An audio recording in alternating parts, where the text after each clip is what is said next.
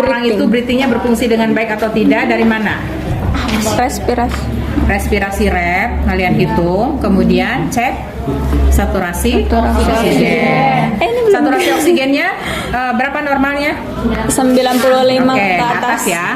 Dari situ kalian berarti harus bisa menginterpretasi apakah ini orang normal, hipoksia ringan, sedang atau berat. Oke. Nah, kalau ternyata misalnya normal, saturasinya masih normal nih, tapi dia punya kebutuhan untuk oksigen, misal pasien stroke, cedera kepala, ya, terus kemudian pasien-pasien apalagi serangan jantung, itu walaupun saturasinya normal, kita tetap berikan dia oksigen gitu ya. Terus pakai apa itu ngasih oksigennya kalau yang kayak kanul? Asal kanul itu berapa liter maksimal? Oke, ada yang 5, ada yang 6 ya. Referensi ada yang mengatakan 5 atau 6. Oke. Di nasal kanul itu ada semacam apa ya? Aturan main lah untuk memprediksi berapa persen oksigen yang diterima oleh pasien. Ada yang masih ingat? Setiap naik diterima oleh pasien.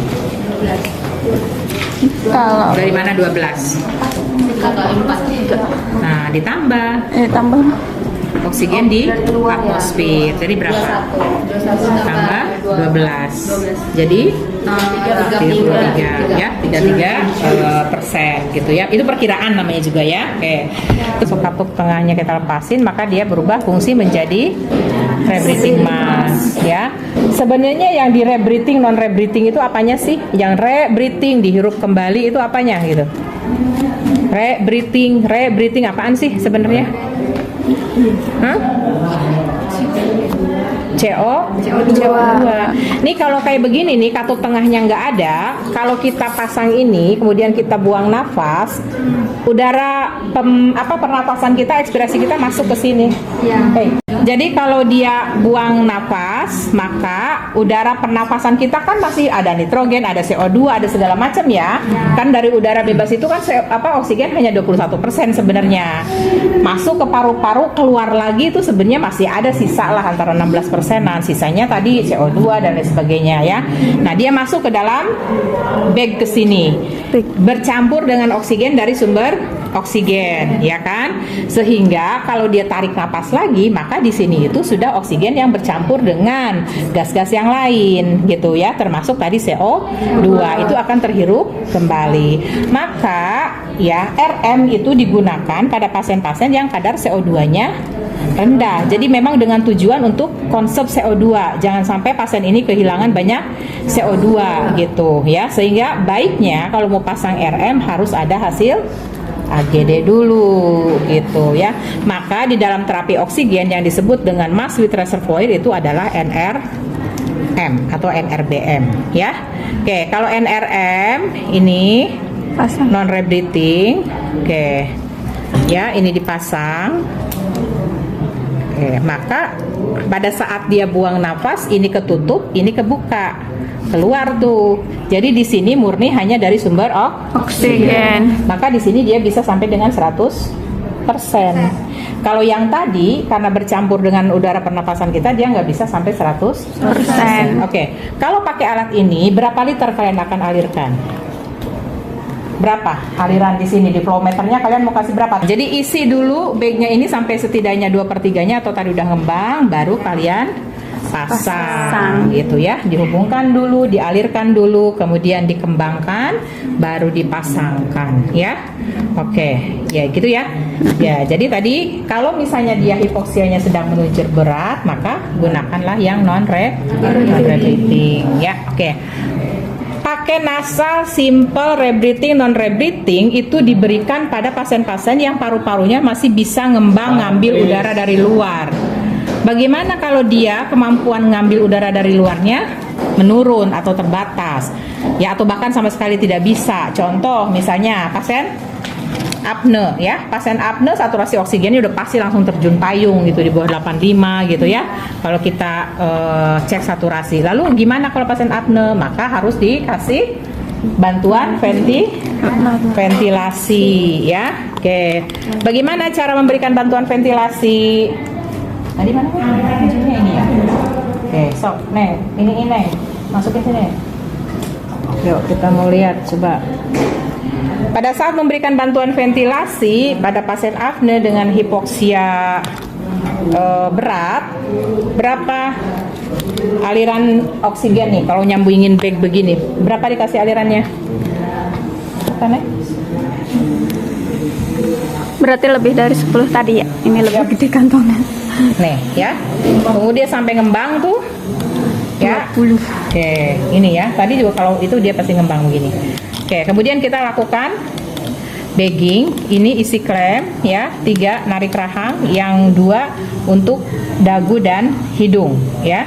Kemudian kita lakukan rescue breathing. Gimana caranya? Setiap 6 detik satu ventilasi ya. Masuk, kemudian kalian berhitung 1, 2 detik. lihat detikan jam tuh. Tuh 2, 3, 4, belum. Baru masuk. Ke-6 itu masuk. Ke-6 itu masuk, dan pada saat masuk nggak begini ya. Masuk itu harus lebih dari 1 detik. Jadi kalau tadi masuk ya, masuk itu 1, 2, 3, 4, 5, 6. Nah, pas masuk, ya 6 itu masuknya. Karena kan 1 detik juga itu. Jadi hitungnya cukup 5. Yang jadi masalah, segimana mompanya? Segini, segini, apa segimana? Patokannya apa? Patokannya apa? Patokannya adalah dari tidal volume. Sekitar 10 cc per kilogram berat badan. Jadi kalau orang dewasa rata-rata berat badannya 50, berarti sekitar 500. Volume ini berapa? 1.500. Berarti kita akan memompakan sepertiganya. Kalau segini mungkin bisa setengah ya. Oke, jadi kita cukup tidak harus nempel antara jari-jari kita ya untuk memasukkan sepertiganya. Patokannya di pasien apa? Dadanya ngembang. Ngembang yang gimana? Ngembang yang ringan, bukan ngembang yang sampai gembung gitu ya. Kayak itu ya. Nah, itu prinsip-prinsip tadi. Kalau perlu dicatat, kadang-kadang malu lupa kalau udah prak-prakan mah ya. Nah, terus kemudian bagaimana kalau pasiennya masih bisa bernafas dalam frekuensi yang ya normal lah ya, di atas 10, 12, 13, tapi saturasi oksigennya jelek, padahal jalan nafas udah dibuka. Ya, mungkin dia pengembangan parunya nggak bagus. Bisa nggak kita berikan bantuan nafas? Bisa. Gimana caranya? Setiap kali dadanya mulai naik, kita bantu. Ya, dadanya naik. Ya, jadi nggak usah ngitung-ngitung. Lihat dia nafas, gitu ya. Dia nafas lagi. Oke, kasih lagi. Dia nafas lagi, kasih lagi. Dan perhatikan tetap satu saturasi. Kasus berikutnya gimana kalau pasiennya pernapasannya cuma 5, cuma 6, masih bernafas sih gitu. Itu kalau kayak gitu dikasih NRBM sampai 15 liter juga nggak akan bisa narik dengan bagus. Tetap harus dikasih tekanan positif begini. Ya, jadi kalau kayak gitu gimana? Beri 1 ventilasi di antara 2 nafas. Gimana caranya? Pasiennya bernafas, masuk. Dari situ hitung 1, 2, 3, 4.